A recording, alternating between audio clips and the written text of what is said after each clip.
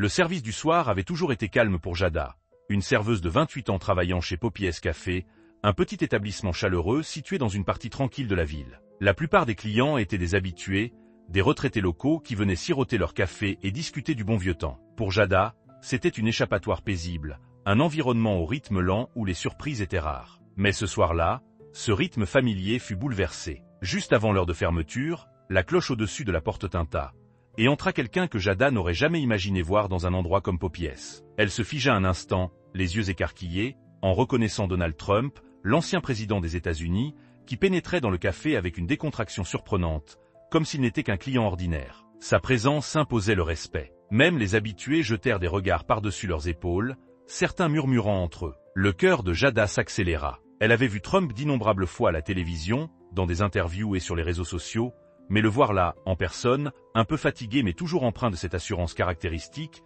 était inattendu. Il s'assit dans un petit box près de la fenêtre, le regard perdu dehors, plongé dans ses pensées. Reprenant ses esprits, Jada inspira profondément et s'approcha de sa table. Elle afficha son plus chaleureux sourire et demanda « Bonsoir, que puis-je vous servir ce soir ?»« Juste un café, s'il vous plaît. »« Noah. Et peut-être une part de tarte, peu importe laquelle, » répondit-il. « Tout de suite, » dit Jada, essayant de garder un ton naturel. Elle retourna au comptoir, sentant les regards des autres clients sur elle. Certains habitués murmuraient déjà, quelques-uns semblant agacés, bien que Jada ne comprenne pas encore pourquoi. En versant le café et en coupant une part de tarte aux pommes, elle se rappela qu'il n'était qu'un client comme un autre. Elle voulait lui offrir le même service amical qu'à n'importe qui, même s'il s'agissait de Donald Trump. De retour à sa table, elle posa sa commande devant lui. « Merci », dit-il en prenant une gorgée, avant de reporter son attention vers la fenêtre. Il semblait préoccupé, peut-être par quelque chose lié à sa journée. Jada imagina qu'il avait une longue journée et,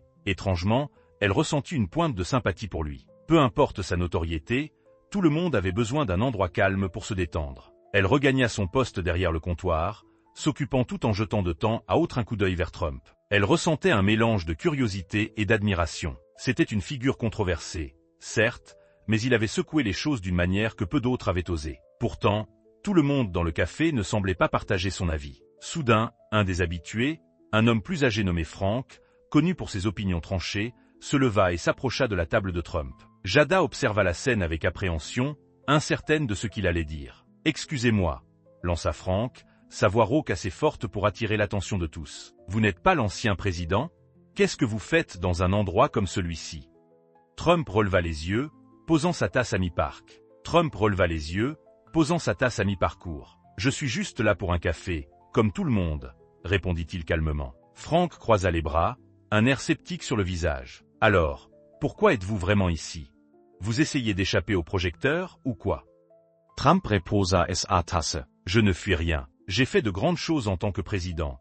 La meilleure économie, le plus faible taux de chômage. Les gens oublient ça. Ouais, mais quid de la division ?»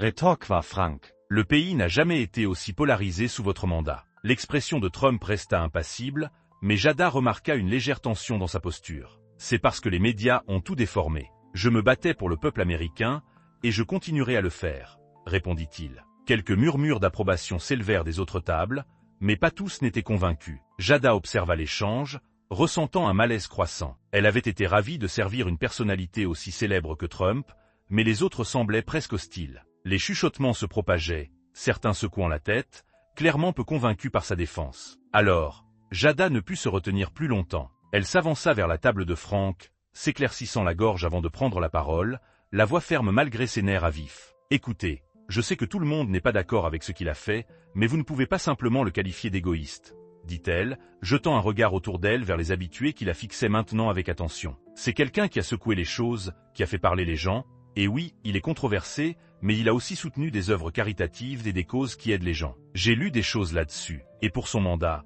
eh bien, le changement n'est pas toujours confortable, mais parfois il est nécessaire. » Ces mots semblèrent capter l'attention de Trump. Il la regarda, une lueur de surprise et peut-être même de reconnaissance dans les yeux. Elle réalisa qu'il ne s'attendait pas à ce que quelqu'un prenne sa défense, encore moins une serveuse dans un petit café discret comme celui-ci. Jada poursuivit, gagnant en assurance, « Ce n'est pas parce qu'il n'est plus en poste qu'il ne pense qu'à lui. N'est-ce pas ça, le leadership? Prendre des risques pour essayer d'améliorer les choses, même si tout le monde n'est pas d'accord ?» Un silence s'installa dans la salle. Certains semblaient déconcertés, tandis que d'autres affichaient toujours des airs sceptiques. Jada connaissait ces gens depuis des années. Elle leur avait servi leur café et leurs tartes, ri à leurs blagues, écouté leurs histoires.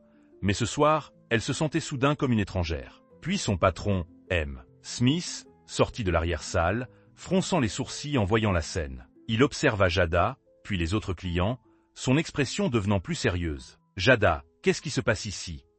demanda-t-il, d'un ton sec. Elle hésita, déglutissant péniblement. « Je défendais juste M. Trump, » répondit-elle, sa voix plus douce mais teintée d'une pointe de défi. Le froncement de sourcils de M. Smiths accentua. Il jeta un coup d'œil aux habitués, dont certains hochaient la tête en signe de désapprobation, et secoua la tête. « Jada, j'apprécie ton enthousiasme, mais nos habitués sont la colonne vertébrale de cet endroit. On ne peut pas te laisser te disputer avec eux à propos d'un client, célèbre ou pas. » « Mais M. Smith, je ne me disputais pas, je voulais juste... » Il leva une main, la coupant net. « Ma décision est prise. Je crois qu'il vaut mieux qu'on trouve quelqu'un d'autre pour te remplacer. Tu peux rester encore quelques jours, le temps que je trouve une remplaçante, mais après ça... » L'kurde Jada, es serra. Le café avait été son refuge, son petit sanctuaire où elle connaissait les habitués et le rythme de chaque journée. Elle n'avait pas imaginé que cela lui coûterait son emploi. Autour d'elle, quelques clients ricanèrent, visiblement amusés par le drame qui se déroulait. Elle ressentit une piqûre d'humiliation, ses yeux s'embuant malgré elle. Elle n'avait voulu que défendre quelqu'un qu'elle pensait mériter une chance équitable, mais cela s'était retourné contre elle de la pire des manières. Trump, qui avait écouté en silence, se leva. Il regarda Jada avec un mélange de gratitude et de regret, conscient du trouble que sa présence avait causé. « Merci de m'avoir défendu, Jada, » dit-il doucement. « Mais je ne veux pas être la raison pour laquelle vous perdez votre travail. Je vais partir maintenant. » Jada leva les yeux vers lui, retenant ses larmes. Elle ne savait quoi dire, mais à cet instant, elle fut reconnaissante qu'il comprenne. Elle lui adressa un petit signe de tête, le cœur lourd alors qu'il se tournait pour partir. Trump quitta le café, la cloche tinta une dernière fois en se refermant derrière lui.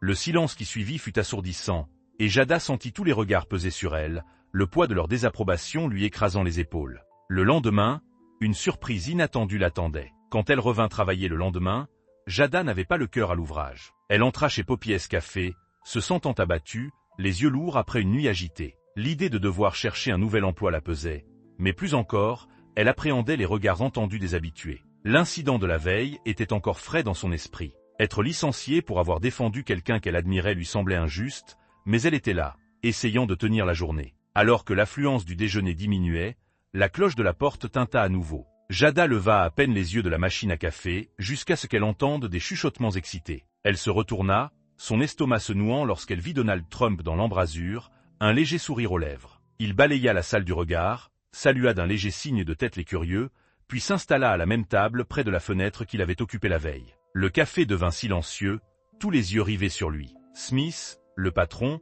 était là aussi, rôdant nerveusement près du comptoir. Certains habitués de la veille échangèrent des regards entre Trump et Jada, visiblement intrigués par son retour dans leur petit café. Jada tenta de garder son calme, mais sa main trembla légèrement en apportant son café et une part de tarte aux pommes. Elle esquissa un sourire poli en posant les articles, mais ne s'attarda pas. Elle ignorait pourquoi il était revenu, mais elle ne voulait pas provoquer davantage de remous. Elle s'occupa d'autres tables, s'attendant à moitié à ce qu'il reparte aussi discrètement que la veille. Mais Trump resta, sirotant son café, jetant de temps en temps un regard dans sa direction. Enfin, après ce qui lui sembla une éternité, il croisa son regard et lui fit signe d'apporter la note. Jada prit une grande inspiration, saisissant la machine à cartes en s'approchant de sa table. Elle afficha son meilleur sourire professionnel et glissa sa carte dans l'appareil. « Merci d'être revenu, » dit-elle doucement, encore gênée par la veille. Elle sentait tous les regards sur elle, guettant avec curiosité ce qui allait se passer. Trump soutint son regard, son expression s'adoucissant. « Jada,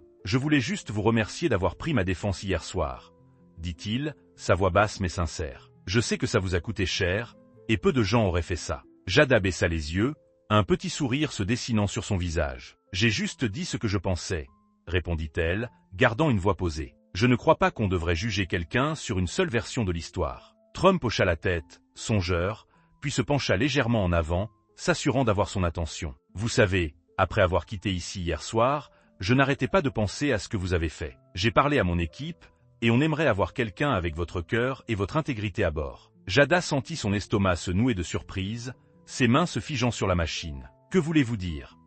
demanda-t-elle, peinant à croire ce qu'elle entendait. Trump lui adressa un sourire encourageant. On a une fondation, et on a toujours besoin de gens qui se soucient vraiment et qui savent parler aux autres. Si ça vous intéresse, on pourrait avoir besoin de quelqu'un comme vous au centre d'appel. Ce ne serait pas glamour, mais ce serait un travail stable, et qui sait, peut-être le début de quelque chose de plus grand. Jada cligna des yeux, incapable de réaliser ce qu'il proposait. Son cœur battait la chamade alors qu'elle comprenait qu'il lui offrait un emploi. Un vrai emploi, une chance de prendre un nouveau chemin. Elle le regarda, cherchant à voir s'il était sérieux, mais tout ce qu'elle vit dans son expression était de la sincérité. Elle déglutit, trouvant enfin sa voix. Je ne sais pas quoi dire, balbutia-t-elle, un sourire perçant à travers le choc. Trump rit doucement. Dites juste oui, et on réglera le reste plus tard. Sans réfléchir, elle hocha la tête. Oui, j'adorerais, parvint-elle à dire, la voix chargée d'émotion. Les habitués échangèrent des regards, certains paraissant penauds, d'autres observant en silence, stupéfaits. Jada ne put s'empêcher de sourire en tendant la machine à Trump pour finaliser le paiement. Il entra son code et lui rendit le reçu, mais elle savait que cette transaction n'avait rien d'ordinaire. En se levant pour partir, Trump lui adressa un dernier signe de tête. À bientôt, Jada. Mon équipe vous contactera. Puis il quitta Poppy's Café, laissant derrière lui un silence abasourdi et une serveuse profondément reconnaissante. Jada resta là, le cœur battant, réalisant qu'en défendant quelqu'un en qui elle croyait, elle n'avait pas seulement pris son parti.